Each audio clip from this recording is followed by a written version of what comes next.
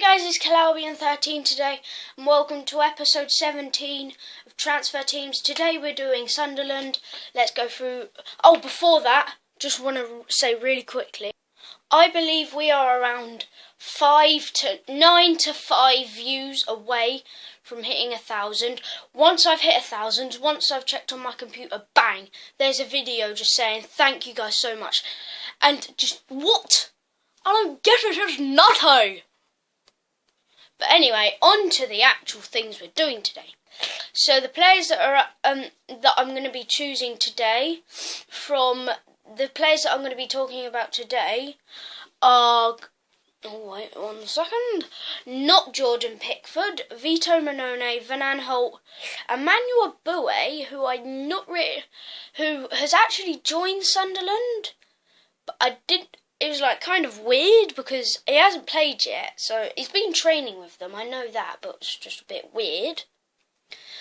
Kabul, O'Shea, Kone and Yedlin. Then Catamol, Rodwell, Lenz, Envia, Kirchhoff, Watmore and Kazri. And then the forwards I've got Endoy and Defoe. So I'm not going to be talking about Jordan Pickford. Vito Mannone though, he definitely wouldn't be in goal if Pantilimon hadn't have gone to Watford, but I think Vito Mannone has good experience, obviously playing for Arsenal a few seasons ago, but is still, I think, a very dodgy keeper, makes some bad mistakes, and then maybe that's a part of the pitch that Sunderland need to improve on. I know they got Steve Harper, he's okay, but he's like 41 years old, so they can't really use him.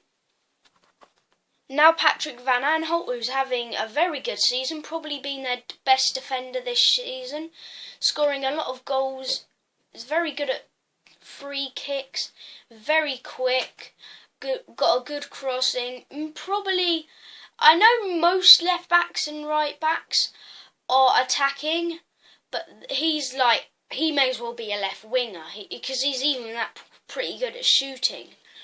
As you see, all his goals scored. And then Emmanuel Boué hasn't played yet, and he isn't going to be in the team just because he hasn't played yet. He would be if I'd seen him play, but I can't put him in if he hasn't played, so I'm not going to talk about him. Now it's Younes Kabul, who's injured at the moment. A good signing from Spurs. Really looks like a good centre-back, especially for a team that struggles for defenders and may get relegated to the Championship, or probably will. In my opinion, I think they will. So half these players here will definitely not stay with them. So Younes Kabul would like to keep them up, but I believe is injured, so they can't use him. And then John O'Shea, well, about 36, 37 now, ageing, obviously just got that green with St Patrick's Day card, but is getting really old now, is dropping pace. He's got very good experience, especially playing for Man United, the best team in the league, but he hasn't got many, he's not actually playing that much. He is their captain, but he struggles to play because they've got Kone, who's a very good centre-back, and Kabul. But Kabul's injured, so he is playing at the moment.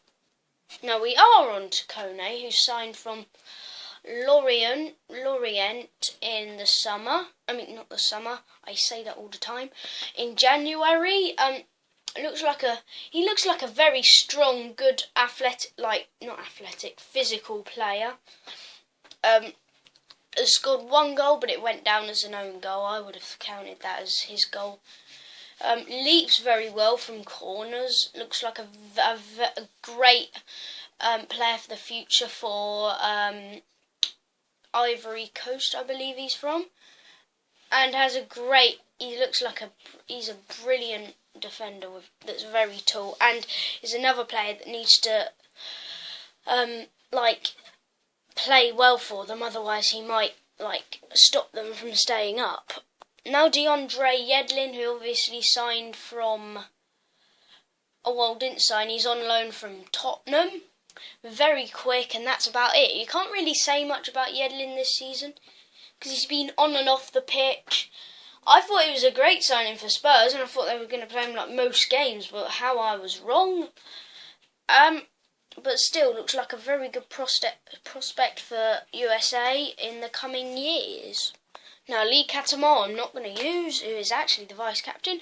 Then Jack Rodwell, who I'm not going to use. Now, Jermaine Lenz, who he was a main threat for them. But now they got Defoe and players like that, he dropped down a bit and he's sitting on the bench at the moment.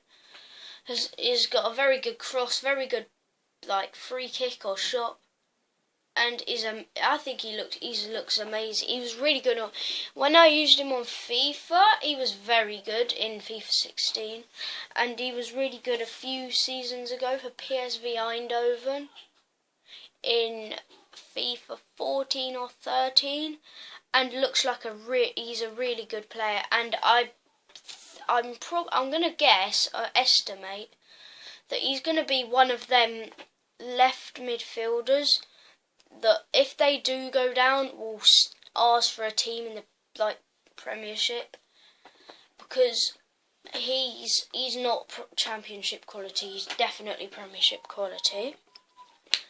Then I will use him, which is wait.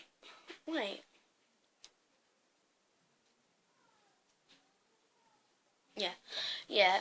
Now Yanam Villa, who used to be very aggressive, has a decent shot.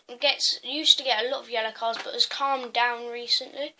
On loan from Rubin Kazan, Rubin Kazan. Had loan spells at Inter as well. I can't think of any more. But he used to be a very, very dangerous player at when he used to play every game for France at the 2012 Euros. Obviously, probably won't make it into the France team for the Euros this year, but you never know, he might get into it.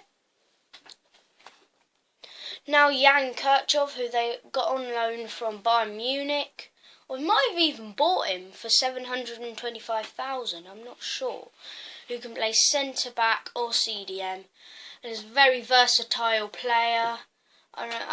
He was on loan at Schalke last season. Is a very defensive. I wouldn't see him many times go up high because he's got pretty pathetic shooting, if I'm honest. But looks like he's not young as well, so I can't be a prospect, but mainly helps on the defensive side once again for Sunderland, and obviously that's the part of the field that they need to be good, otherwise they're just going to go down. Now Duncan Watmore, who I'm not going to use now, Wabi Kazri, scored that free kick against Man United, which was obviously a cross, but is a brilliant cross with the ball, brilliant set piece taker. Good. Is still actually one of the top scorers or assisters in the French league because they bought him from Bordeaux, and is still one of the highest scorers in the league, or scorers or assisters.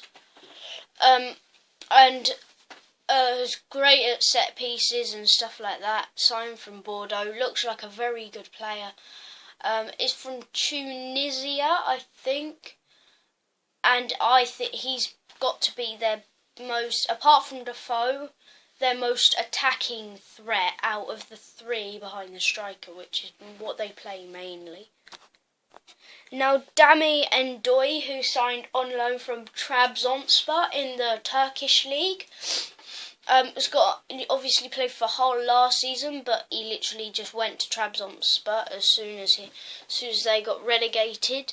But is very tall, very lanky, not as tall as Peter Crouch, but still very lanky. Has scored one goal, I believe, one or two for them, and he's playing out wide, which he looks like he's playing okay there. Even though he hasn't got that much pace, but is one of the players on FIFA actually that has got below 20. He's got 19 defending. Brilliant. And then Jermaine Defoe is Jermaine Defoe. Top scorer, scores all their goals. Got 1 or 2 informs on FIFA. I believe it's 2.